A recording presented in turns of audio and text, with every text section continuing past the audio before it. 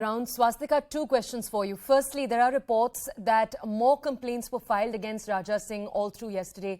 Could you verify those reports? Could you also give our audiences the context of the elections that are due later in the year in Telangana?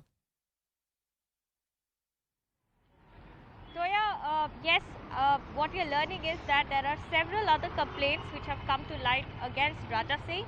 But these complaints, as we are learning, is going to be compiled together as it was the case in case of Muthukur Sharma. Remember, complaints against her were filed across the country, even in Hyderabad, and eventually all of them were clubbed together. And we are learning that there are two new complaints as of now. But Raja Singh's lawyer, Karuna Sagar, you heard that conversation there. He says he has not received any official information on that front.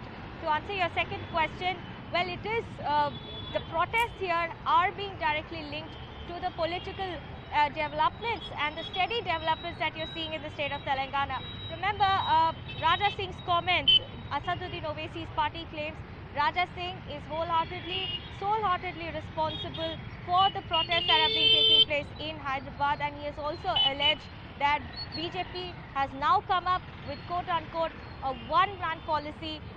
This has become a policy of the BJP where insulting the Prophet and belittling the Muslim community seem to be their only mantra to gain electoral benefits in the state of Telangana. Same sentiments also echoed by the TRS, which is now going all out against the BJP, considering that the BJP has been successful in creating a perception that it is the sole challenger to the ruling TRS, and this confidence comes in the back of recent victories, Huzurabad, Dubaka, GHMC, and also with BJP going all out with the imminent Munugod by-polls.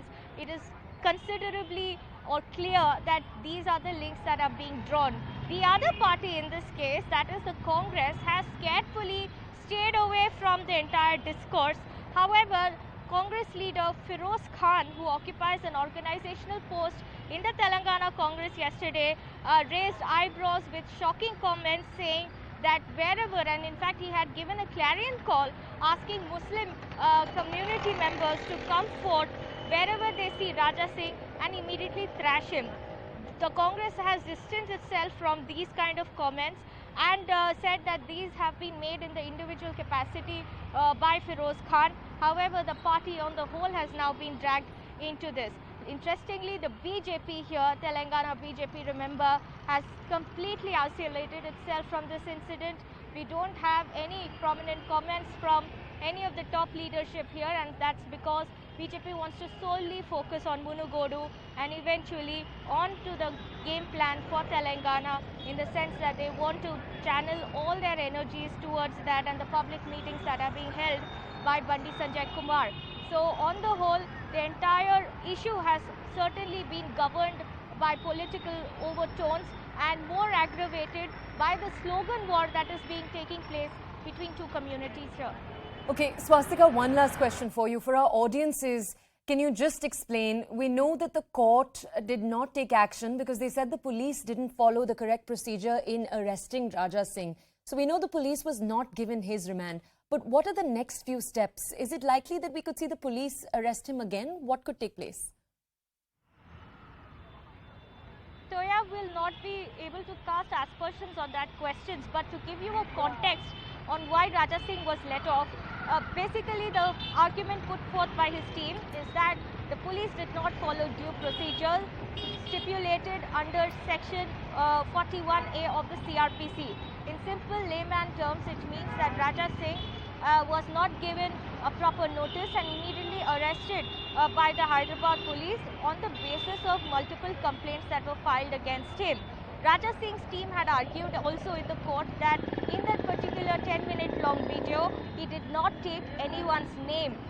Though that seems to be a weak argument in the context of the developments that have been unfolding, but that was one of the many reasons why Raja Singh was allowed to go.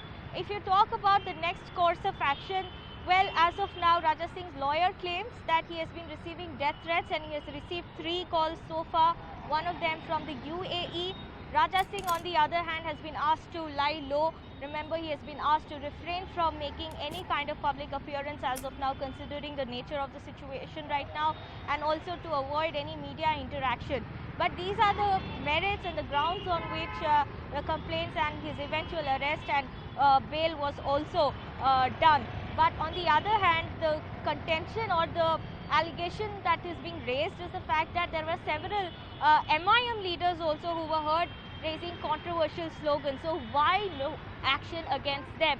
Why are several corporators and leaders who were heard raising slogans which has not gone down well with different communities are still not being cracked down upon? And this is how the political war of words have been escalating. But fortunately, cut to the present situation, Shalibanda here, we have been reporting here since morning, pretty peaceful, and we have also been doing status checks of different areas. As of now, normalcy seems to have returned in some stead. Swastika, could you also give us a status check on the rest of Telangana? Over the last 3 days, have we seen this crisis reverberate outside of Hyderabad also? Yes, it has, and in fact, yesterday we received a video from Nalagonda. The incident took place day before yesterday, where a group of members from the minority community were holding a peaceful rally. They were on their way to meet the local police officials there, submit their memorandum and complaint against Raja Singh. But the local community leaders and also the police say that while the peaceful march was about to end, it was hijacked, quote unquote, by a group of rogue youths who started sloganeering and who started saying the controversial slogan, which has sort of raised a lot of political heckles here in the state. That particular youth in the video, who can be prominently seen, was immediately arrested. That is the version put forth by the SP of Nalagonda. He is identified as a 25-year-old vegetable vendor. But the other persons in the video, who can be also heard chanting the slogans, are still at large. They're yet to be identified because they're behind the camera. So CCTV examination is being done, and there are other due procedures that are being followed to ensure that these youths are also apprehended. To give you a sense of other states, in other places in Telangana, so far we have not heard any kind of untoward incident being reported, thankfully. But things continue to remain tense, especially in the northern part of Telangana, and that is where there is a standard instruction given by the Chief Minister's office that for the next few days there should be tight police deployment on the ground. But the main focus area is, of course, the Hyderabad region, where there has been, which has become the epicenter of the protest for now. Swastika Das joining us live from Hyderabad, bringing us that ground report. We're going to keep checking in on the situation in Hyderabad.